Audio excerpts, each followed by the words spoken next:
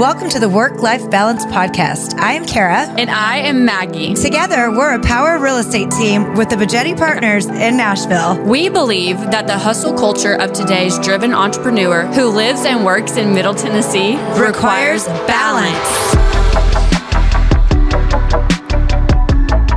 Today's episode is sponsored by Sunsama. It is not just a plain old to-do list productivity app. It's more like an assistant that guides you through planning your workday. Sunsama prompts you to plan your day every morning before you start work, so you're more intentional about your day and how much work you do. My favorite is that it has an overload alert, so when I plan more than 7 or 8 hours of work per day, I can bump back the non-essential tasks until tomorrow. We recently found this new app called Sunsama when they reached out to us, and I'm liking one of their features called the shutdown ritual. It's unique, and none of the other productivity tools I've tried have had this in there. So I have to plan my day in the morning and set a shutdown time. It prompts me to stop working around that time. This way, there's a clear boundary between my workday and my normal life. If there's one thing that you want to avoid as an ambitious professional, it's definitely burnout, and it's real. Everyone suffers from some degree of it, especially nowadays when the lines between work and life are so blurred. So when we found this app called Sunsama, it really helped us prevent overwork and overwhelm. Get Sunsama today so you can plan sustainable work days, prevent burnout, and start being productive. Hi, welcome back to Work-Life Balance. Today we have my father in the house with us, Rod Lowe. Welcome to the show. Oh my goodness, thank you. He's a bit nervous, but we're going to warm him up. He'll be okay. Embarrassing. No. We're a little nervous. We're very privileged to have him in town right now. So we thought we would give you all a little bit of his knowledge and wisdom, as he likes to call it. So we're going to get right into it. So, Dad. Hi, honey. Hi. Thanks for coming on. I appreciate it. It's the least I can do. We're excited So- to learn from you today. I know. Maggie's super excited about it, this conversation. I love Maggie. I know. Oh, I love you. Aw. She's a good one. She is a good girl. So, Right. should we just start from the beginning? Like, give us a little bit of Beginning. background. Well, let's not go back Let's not go back to far. the beginning. Yeah. Okay. So, let's go back to the 60s. Oh, Let's do it.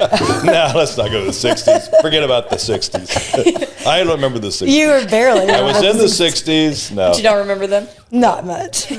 So, bottom line, probably to do with the industries that we're in, would probably have started back with my dad, who was just a poor Okie boy coming out of Oklahoma, came to California, kind of established us in the 40s, and started hustling and doing his thing, and did pretty well overall in real estate and different things he had done. And I grew up in that. Probably in the 60s, we started moving houses. The California was growing, so we started moving houses from one location to another, and that's probably where I started getting my feet wet in actual construction improvements, remodeling, things like that, sales. And so that kind of just, because you kind of grow up in it, that's kind of the way you go. Mm-hmm. And so that's how I kind of got started. As time went on, I went off to school, went off to service, came home, went to school, became a hippie kind of a guy. And so I was not a capitalist so much. I really was living more communal type with some friends. And so I was able to sit on a project one time. My dad had bought 4 or 5 homes that were sitting down, and we were going to be relocated. In other words, someone was going to improve that property. And so I sat on that this summer. I came home from Chico State. And so made a deal with him, and I think I made about $15,000 to $18,000 that summer. Wow. And I never went back to A school. lot back then. I was at that time a born-again capitalist. You got the taste of the money. Yeah, before that it was just definitely my bus and long hair and the whole thing. And then that, money is quite the great incentive for sure. And so that's kind of started me, and got into building homes in the later 70s, and over my career probably built just north of 1,000 homes. Wow, Dad. That's crazy. It's weird when you say that number out loud, because it was like I remember it being like a project of 40 or a project of whatever it was. when you add them all up over the whole career of 40 plus years, right? 35, 40 years. So were you doing custom homes, or were you throwing up subdivisions? Started out with custom homes, custom specs, got into contract work, kind of like your husband John's doing, moved into production and did that for 10, 15 years. California was, there were a lot of commuters were coming over the hill into our valley, and so there was a big demand. For sure. So it got that way.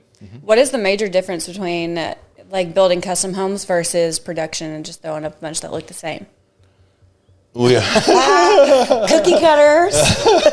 Like the process, though. There's still a lot of there's major involvement because you're developing land, you're getting approvals, going through the process, coming up with plans, putting up models, the old-fashioned way, putting up models, furnishing them, and hoping someone comes to the party and buys your homes. Right. And then you take orders and go through the process. There's a lot of stretching. Yeah. Like putting yourself out there financially and praying that somebody's going to buy your product when you're building in such a mass amount of space, right? Yeah, financial pressure for sure. Okay. Yeah. So in that case, the ones that you were building, were you letting people kind of like pick their paint colors and stuff like that? Because I know we see a lot of that today where they kind of have more involvement. Were yours like that, or did you just throw them all up?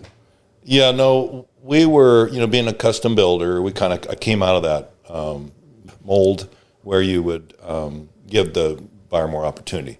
Okay. And so I had a pretty good reputation in town as a builder, and so we provided more opportunity for them to individualize their home. It was cool. Which is cool because actually we just were dealing with this with a client that's moving here in a couple weeks. We're showing some brand new homes, and every single development this is your options, no questions. Yeah.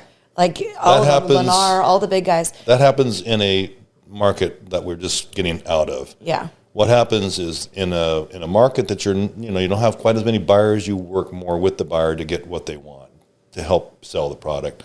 When you're selling them like hotcakes, I still did that. I still allowed them to do that because I had learned from times when I couldn't sell houses and I'd have models and nobody came to the party that these times are fleeting. These good times are fleeting. They come and they go. There's feast and famine to this kind of a business.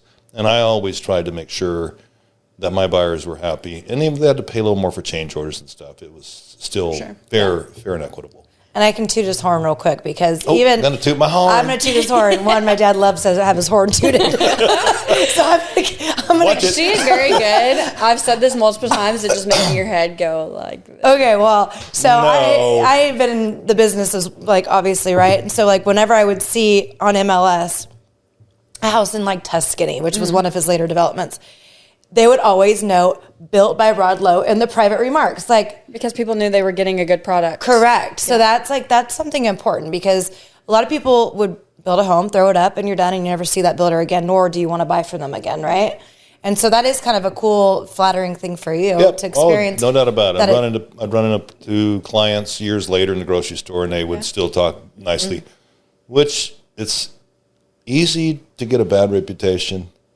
And it's hard to keep a good reputation. It really is such a consistent. But I found that, and the whole idea of this was, to me, it was another way of art. You wanted to put out a good product. You wanted to be a good ethical person. So it was more than just building homes and making money. Yeah, it was, it was a business. It's a business. And business is in everything we do. Yeah. That's true. Business, yeah. So, Carol, more for you, like, what was it like for you growing up with a builder dad? I didn't grow up in this business. I had nobody in my life that was in real estate at all. So I love the job site. Dad knows. I'd be like, let's go cruise around. I'd mess around with the lumber and whatever was going on, and I learned a lot. And then growing up, like being, I think, in junior college, he put me on the models so I could sit out there. Yeah. I didn't have my real estate license, so I couldn't sell them, but I was able to like open the door and just kind of like give a little tours of it. So I was exposed to it from a very young age. Yeah. And then Dad built as a home. I think I was going into 5th or 6th grade. And so I got to watch the process of like a ground up and a beautiful big home.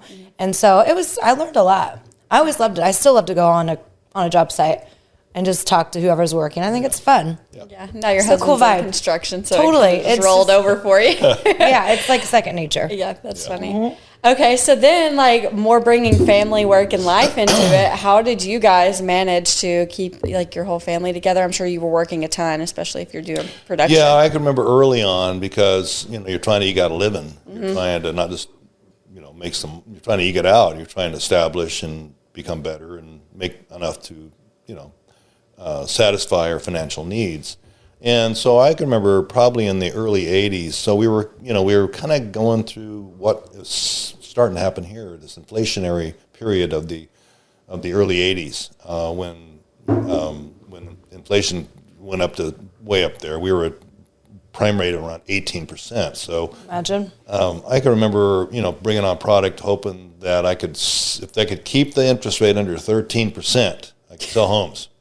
But to digress a little bit, I can just remember 82 was probably the worst year from my venture in 77 to the time I retired in 2002. 82 was probably the worst year. And I remember getting some things going over the hill in about 83 and 84 and some contracts and some builds over there. And I can remember telling my daughters, you won't see me that much because I got to get out there and hustle. Because I've got to eke it out and make a living and get going. So, Well, and that's the year Marissa was born, was 82. Yeah. So you had littles, like baby babies. yeah. So- And we've all, Did Karen work or did she stay home with the kids? Karen tried to sell real estate, but this is when the market went to crap, and she was pregnant, almost lost Marissa, and she came home and then just helped me. She was trying to door knock at 18%, and Yeah, no one it was no good. No one was doing anything. And just to piggyback off that, the house that we moved into in 82 was a spec that he was building and couldn't sell it. Yeah. So we ended up having to move into the home and my mom would say, he would tell me, you can't blow dry your hair. The electric bill's going up too high. Shut all the stuff down, It was a tough time. times. Put your hair in a ponytail. Put your hair in a ponytail. That's right. Gotta do what you gotta do. Yeah. So I guess we're kind of going into higher interest rates now that we call high, but obviously you've seen really high in your career. What advice do you have for people to get through the hard times like this? Even harder then, but I think it's, and I talk about this whole experiences of going through it, and who knows, each one seems to be different. We call them cycles.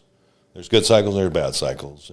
And there has been this crazy run since, 2008, 7, when the collapse, what I call the great crescendo of the boomers. So the end of the boomers market, that was us, my generation. We were the big ones. We let things get out of control. They leveraged up everything, and eventually it just all crashed into crazy numbers. I don't think we're going to see anything like that, of course. But this time, since then, we have run this really low interest rate phenomenon that's been going on that's really self-perpetuated this whole rise in values, inflation, and everything else. So I don't know how much. I'm just suggesting. No, I don't want to do that. So. That's okay. No, I don't want to do that. Nah. Maybe you're an opinion. My opinion is to hang loose just a little bit. just hang on. So you're one Hang of on. those typical buyers waiting for the market to correct. Yeah, right? and I'm sure you're experiencing that with the Firsthand. buyers, right? They're starting to, and the sellers, those guys that are taking orders now that we're building production homes. Trust me, what do you want? You want to change the color? You want to change the carpet? You want to change the countertops? Yeah. You'll see the total attitude change. Oh, for sure. Yeah, I mean, we're seeing that already. Right. So, I mean, it's just a little crazy. But, I mean, you said you go through feast and famine. So, how do you, get through that? Do you just make sure you're, really diligent with your money? Or, what advice do you have? I'm really going to have to say I don't have good advice for that. What? He's at least being honest. For I hate everything. it. Hi, baby. As we know. Wait, what? You don't know? No, wisdom. because in the end, I definitely couldn't keep up with it. Yeah, I had to bail out of the whole thing. Just do what you can do for how long you can do it. Yeah. But I mean, you had to continue to, you had to, watch your pennies and invest properly and such. In those days, for me, in my younger days, it was buy, build, sell, pay taxes, buy, property, develop, build, sell, pay taxes. So I was, It's like Greyhound. at that point, I was never setting up future cash flow. It was all about service-oriented type of a business. So I'm going to suggest you figure it out to create cash flow. Yeah. Okay? That's what you want to do. And I never learned that lesson, and I have to take that lesson from my dad. So, oh my God. Yeah. No, that's exciting. I mean, cash flow is everything. And that's what we talk about, like the financial freedom is, I think that's something that when I first got into this whole rental thing, they were like, flip that house, make the money, move on. Remember? Yeah. That was our first little rental over on Mono.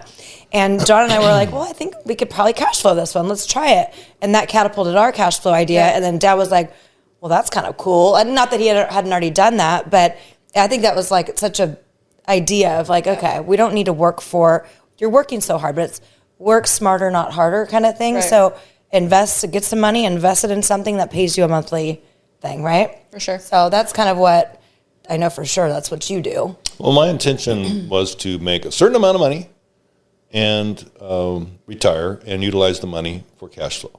And then I had different ways and options I could use that for cash flow. Hard money, whatever, investments, commercial properties, etc.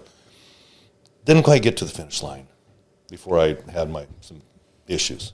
Right. Just had to Yeah. get away from it. I couldn't keep up No, with it. he had major Almost health killed me. He had a heart attack I mean, at like it's stressful. 49. Yeah. It's stressful. I mean, you wake up every day thinking about it, and you go to sleep every day thinking about it. Right. Yeah. So Creates a little overwhelming. anxiety. It yeah, does create a little anxiety. It does. Well, we It talk does. about that because Yeah. obviously I fight anxiety. She fights depression. Yeah. You have both probably because of 50 years That's of the not true. It's okay. We can Just be a little open. anxiety. It That's just it. creates a like little. it's a rat race that you're in and you don't realize you're in it because life is moving so quickly, and I feel like it's Groundhog Day every day, same shit. It's like you said, that's repeat. the nature of this particular business. I know Correct. other industries and No, how but they this one. react, but dealing with sales, commission oriented, for me it was about loans and borrowing and using my own money and putting all that at risk. It's very risk taking Yeah. It is. ventures. So Right. it can Creates create stress. a lot of stress and anxiety. Because you don't know in 2 weeks from now if you're going to get a paycheck or not, like Right. a salary job. Yeah. I mean, it's just It's- all about Yeah. what you can produce. And Yeah, but I can hard. remember, way back, working for the CETA program, which was a California Educational Training Association or something. It was so I was an electrician's helper, and so all I'd been is around my entrepreneurial type of a dad, and I went to work, getting a wage. It was a summer job, and I'm talking to this guy who's a great electrician. He's working for city schools. And I'm going, why are you working for city schools? Because you get your list in the morning and you would go out and do 4 or 5 jobs. You try and spread the day out and come back and do it again. I mean, it was so boring. I go, you got great potential to go off and start your own electrical company. And he goes, well, I've been here for 5 years. I only got 15 more and I can retire. Now, that was not the attitude I had. No. So I quit that job that summer and, Yeah. of course, went on to do my thing. But so there's this thing about the security of the check, be it a payroll, which is not as secure as it used to be, or the taking on more of a risk-taking thing for hopefully better rewards. Right. For sure. And we've talked about that before. Not everybody has that viewpoint of, okay, I want to have freedom. I want to be able to wake up and do whatever I want to do every day. They're okay with waking up for 25, 30 years, going to the same job, doing the same thing. Right. That's not me personally, but But it's I mean, a majority of the people. It is. It's okay. But you're right, I mean, it's the sense safety. of security. Yeah. exactly. Unfortunately, it's not like it used to be. The sense of security is not as great as it used to be. They don't have the big operations that you knew you could go to work 8 to 5 for 30 years and get retired. You see what they're doing on the techs right now. They're laid off 10 or 20,000 over at Amazon this week. So you just never know. Oh, geez, I Yeah. didn't see And that. as time goes on, technology gets better. It's just going to keep laying off more jobs, which is unfortunate because everybody sees technology as like the up and coming and like helpful. But I personally think it's hurting our society, but that's getting off point. But that being said, I want to kind of circle back to the investing part because you both kind of saw what 2008 did. And that's, from my understanding, when you guys started to get into more of like the rentals and things like that. So Right. go into that a little bit and just your experience of being able to see that and how you utilized it. That was her experience. Okay, but you were there too. He She jumped dragged me along. He for a jumped little on bit. for I a few of jumped them. ship. It was not my He jumped thing. ship. It was not his jam. Rental Okay, income well to then why? lower income was not my thing. Okay. Didn't like it. No. So I got in commercial real estate. Fortunately, through the help of my dad.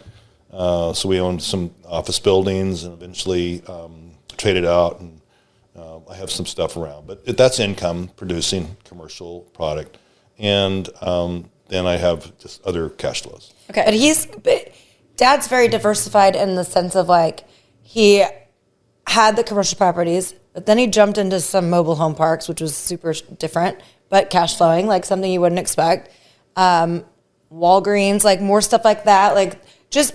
We can call it mailbox money because you're not actually going and working it every day. The commercial building you did because you were on you had an office that's on why property. I sold that. Okay, let me ask you something about that really quick because this is kind of an idea that Reed and I have had and just want to learn more about it. But we have had the idea of building storage units because that's something that is very low on like your monthly expenses and stuff like that, but very high cash flow. It's like, what avenue would you take if you were going to build something like that to be able to cash flow? Well, I built them. Okay. Small What's your scale. experience then? Well, it's just like any other venture that you're going to go into. You got to run through the whole numbers part of it: acquisition, improvements, how much rent, how much vacancy, blah, the whole thing. Right.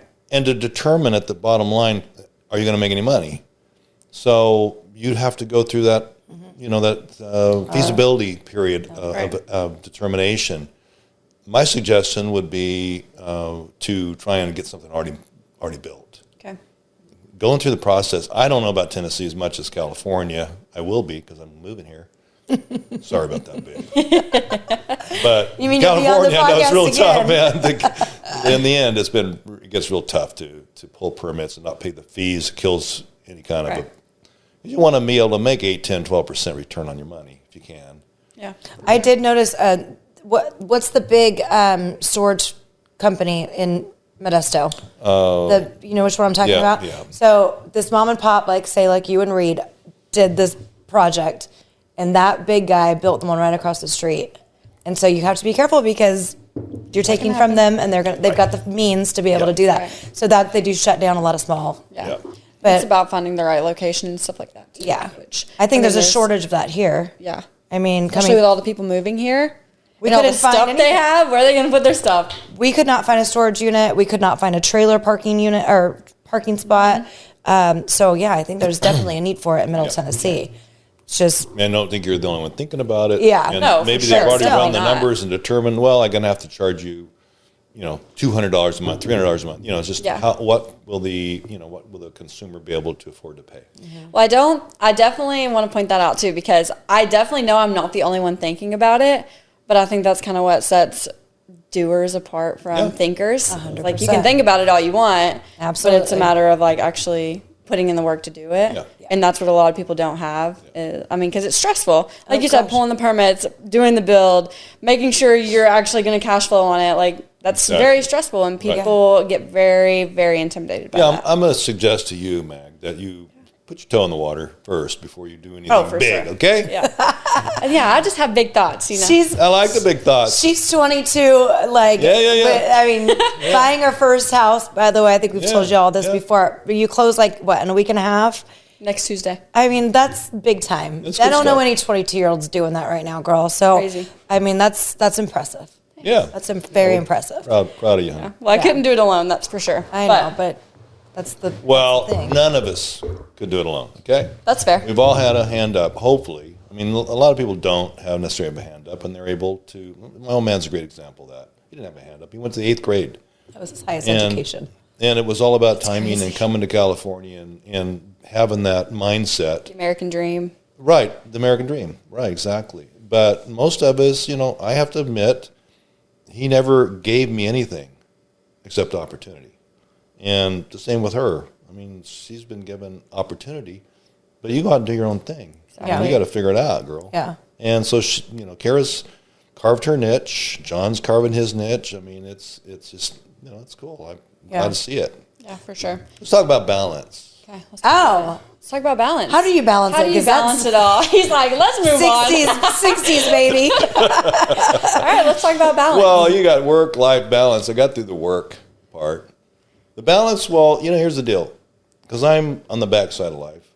And so I've lived your life or, your ages. And during those times, it was a balance. Mm-hmm. And so you cannot commit yourself 100% to your work. If you have family, which, we all do or will and, have. And so you'd have to balance those times. And Garrett I'm sure she can go back and give you 40 examples of things that we did on the weekends, on the holidays, the time off. I very seldom worked weekends. We normally would maybe go camping or take vacation, 2-week vacations, holidays, a week in Mexico, whatever it might have been. So, even though when I was home, at my office in my house, and so you'd find me in the office a lot. But so balancing is so important that you don't let your work and your ambitions overburden your balancing of your family, your life, and your loves. I'm sure that took some practice, though. Because when you're in the grind of it, it's hard for it not to. Like, to set the phone down at the dinner table or to, I'd say when the kids get off from school and they need my attention and I'm trying to wrap up something, she knows. It's like, give me a minute. Like, we'll get to that. I got to focus on the boys right now, And it's definitely work in progress. I don't have it conquered by any means. Obviously, I'm overwhelmed half the time. But I think that's natural, and I think if we all had the answer, we wouldn't even have this podcast. And hindsight's definitely 2020. Yeah, when you talk about technology, you talk about things like that, it has probably intruded into our lives to the point where when I was building homes, we didn't have cell phones. That's how old I am. we had payphones, Or pagers. or hard lines at the house. Pagers. So we did finally get a pagers, but Page me. But you didn't find me sitting here, and or your family or your kids. Y'all will need to have some downtime. Yeah. Did you hear that? You just said y'all. He's been here 2 months and he's already saying y'all. Did you hear that? He's conforming. It just flows easier, right? Yeah. Instead of you guys. So I think y'all should back off all of you collectively should back off those phones. Take some balance and get off those things. Yeah. I don't want to bring it up like this, but I grew up less fortunate, I guess you could say. So I didn't have that growing up with the cell phone on your face. It's very disheartening for me to go into a restaurant and see these little kids with just iPads in their face. Mm-hmm. That was not us growing up. No. If we needed something to do, my mom needed a second. She's like, go outside. Yeah. Go do something. Go play. Do whatever. We didn't have the iPads all up in your face, watching YouTube videos all day. No. It's very hard to watch that because it's that's not life. That's not reality. But it has hooked the younger generations. It's addicting. And, it's like that's not part of pacifier. balance to me. Mm-hmm. That's a pacifier. It's a pacifier. Exactly. My little niece is 3, and it's okay, it's time for her to have downtime. Watch the show, and it just becomes that's just the way it is. And my kids are kind of before the curve of that, but as they're getting older, Hudson's definitely, he's a 12, so he's for sure into it. But the older 2 didn't have that really. I never gave them a phone. They never had a phone. But they're on the phone all the time. Now they are. The phone meaning they're on the cell.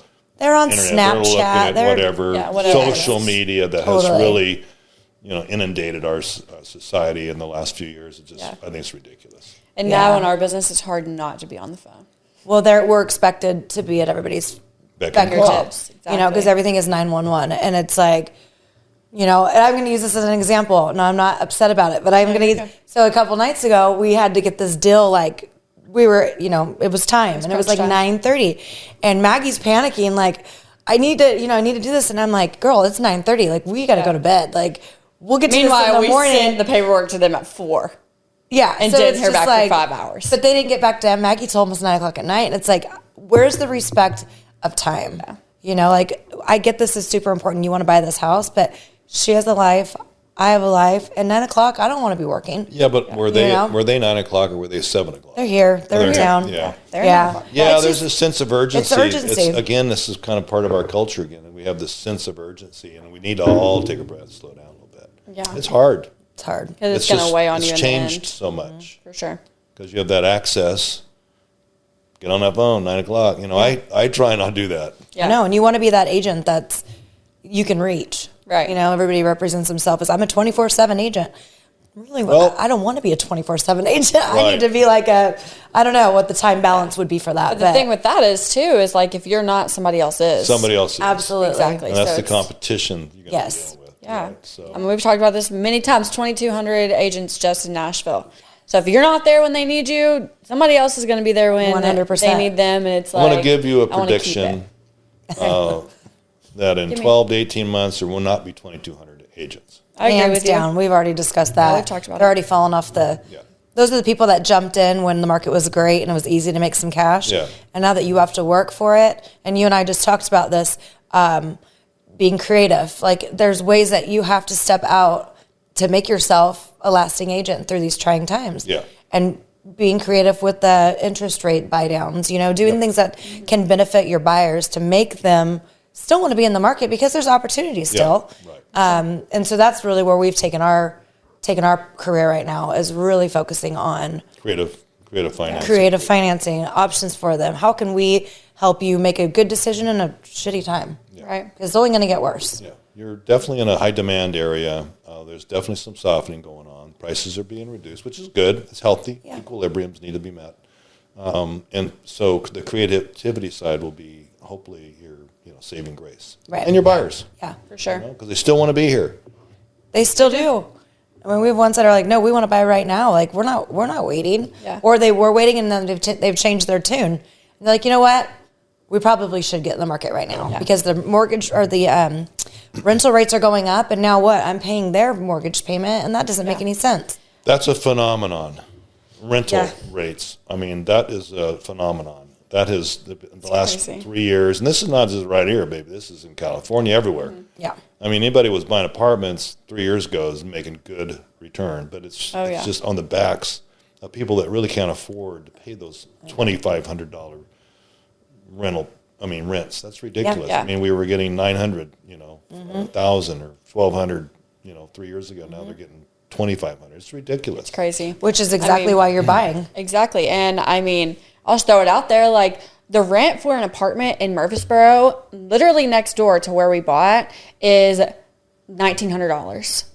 We bought, our mortgage is $1,300. Really? Yeah. Like, So then she already knows she's got the potential to rent that in a few years. Oh, for And sure. start her Right. portfolio. especially because in a few years, I mean, rent's not going to go down. No. It's not like interest rates is not going to fluctuate like that. Rent's only going to go up. Yeah. So You're already sitting in in a 2 good years, I mean, right now I could rent what we're buying for $1,900 right now. 2 years, I'll be able to get like 22 probably. 3 years. Yeah, don't make projections. I mean, because we have what we call hopefully. top outs. Hopefully. there But are even so, equilibrium already- movements. There's the Yeah. supply and demands everything. Yeah, But even so, we're still on the up. You know, like so we're that still was in the the positive. option. So that was the option for you to rent that one next door for almost $2,000. She's like, wait a minute, let's try to Yeah. get qualified. And they were able to get qualified and get this mortgage payment. It's like you're not paying theirs. You're paying on your own, and you're creating an asset, Yeah. and you've got Right. value now, and that's something to be proud of. yeah, And it's I- good stuff. I think a lot of people are scared just because they don't want to be told, no, you can't do it. So they won't even go into the whole pre-qual and submit the docs and do all of the heavy lifting that it takes to actually get pre-qualified. But I mean, we're 22 and Yeah. we were able to, so that should just give more people hope. Yeah. Like, okay, Like, you try can it. do it too. Try it. What's the worst that's going to happen? They're going to tell you don't qualify? Yeah. Okay. Well, the raise in rental rates are definitely going to create an incentive for Oh, for purchases. sure.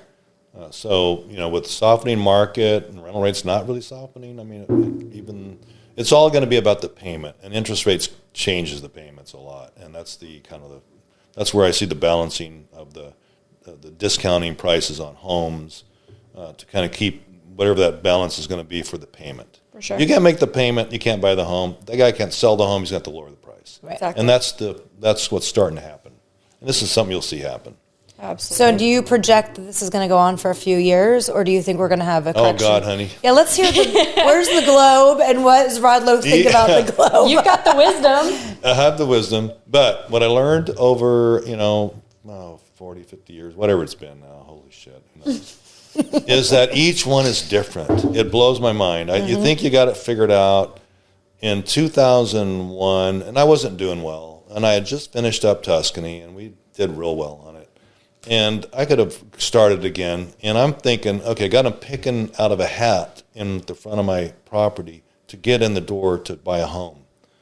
To me, that was the end of the market. This was 2001. And I go to, the local paper comes to me and goes, look, they're doing this stuff. I think we're at the end. The end didn't come till 2006 or 7 when it collapsed. Yeah, and I mean, it 5 was years. like this after I got out of it. So that's how much I know about the market, okay?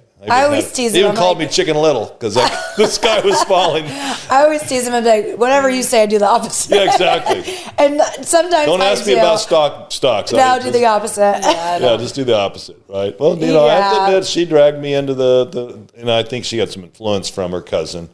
Okay. Who, what's her name? Gina. Gina was, in that with her stepdad, and they Oh, were they doing had real well, had 150 so many, homes or yeah. whatever it was. And Oh, wow. You That was saw kind the of like potentiality, and where I wanted to be. to see Yeah. prices collapse to the point where you were able to get in and buy those 20, 30 doors. It was, I didn't even see that. We didn't see it. No. No. It's kind of Well, like you did it, and it was good. It was hope for amazing. the It was best. Hope for the You best. think Prepare for the worst. you're taking kind your of money, you're trying to spread it across different banks because the banks are going to. I mean, it was just a bad Yeah. time. situation, Didn't know for what was sure. going to happen. So I don't see that. I don't see that happening. I see. So 82, when Reagan came in, I think it was 80. Volcker does his thing. The Fed, kind of like Powell now, raising the discounts to try and stop people from taking risk, borrowing and buying and driving the market through interest rate increases. So we haven't been there yet. I'm starting to see a little softening. So I don't know where the mortgage rates will top out and how long it will take. I think a lot of this has got to do with all the spending that was going on during the COVID times. Oh, 100%. And the debt, 30 trillion, whatever the heck it is right now. It's like, it's just coming home to roost. And so we couldn't continue these cheap-ass mortgage rates Right. at 3% or 2.5%, 3.5%, whatever it was. So we may find a new normal on the equilibrium. It may be 8%. Who knows where it'll be? But again, housing will adjust. Sure. Has to adjust to it. Yeah.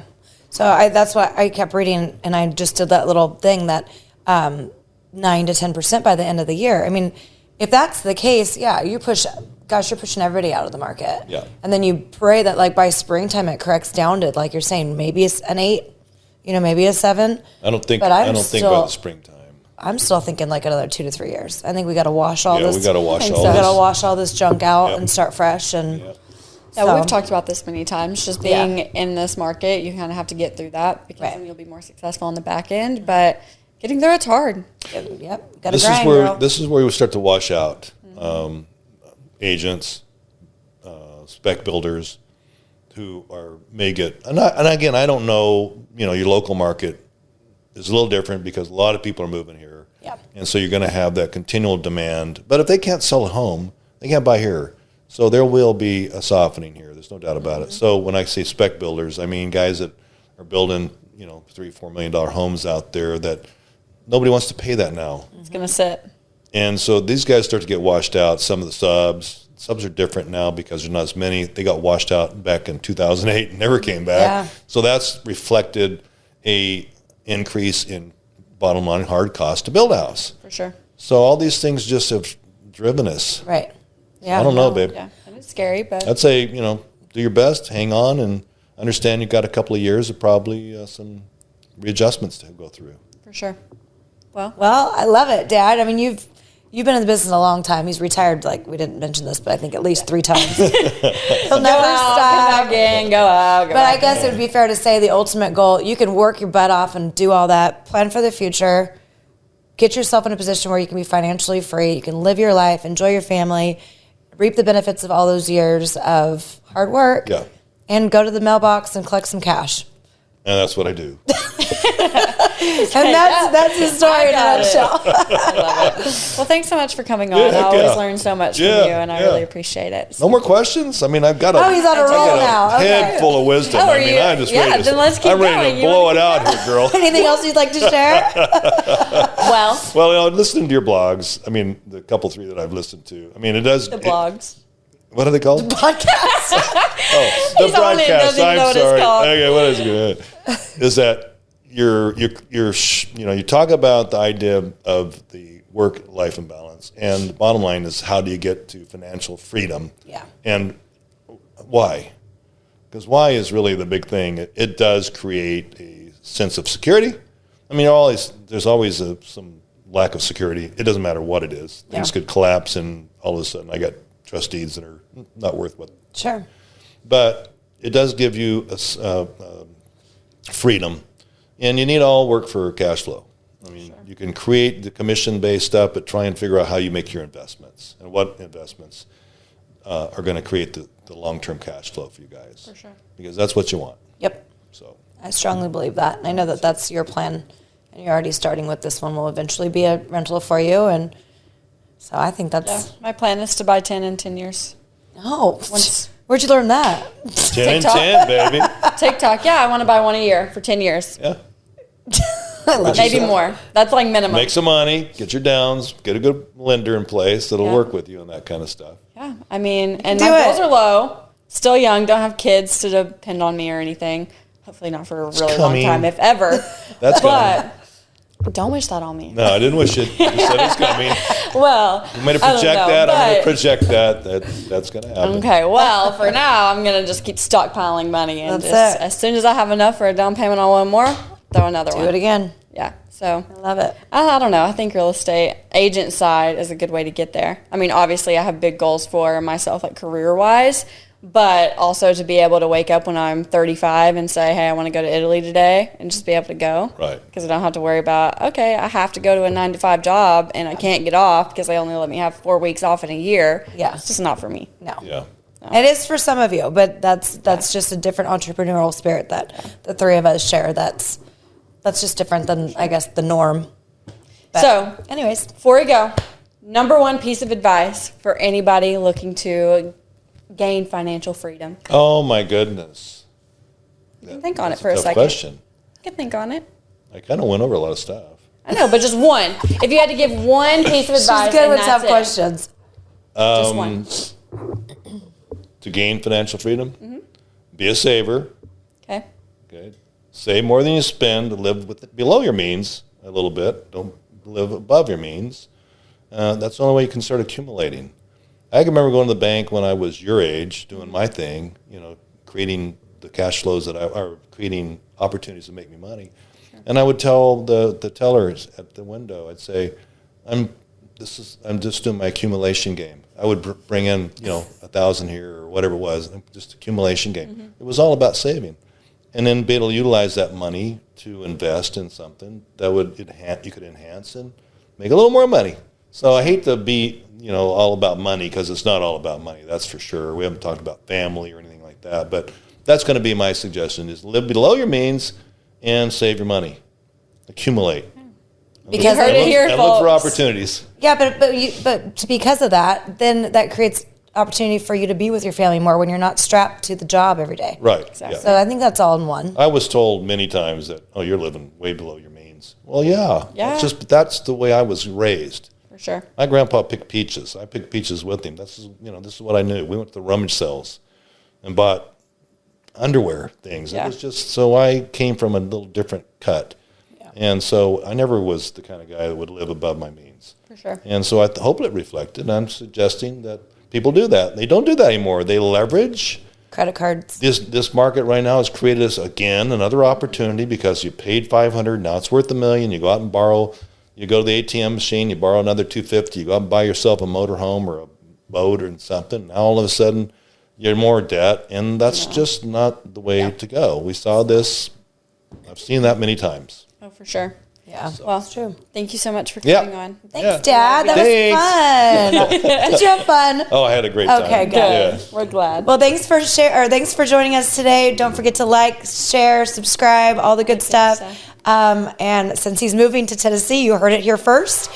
You'll see him back again. on. He will be back. All right, till next time. Thanks. Thank you.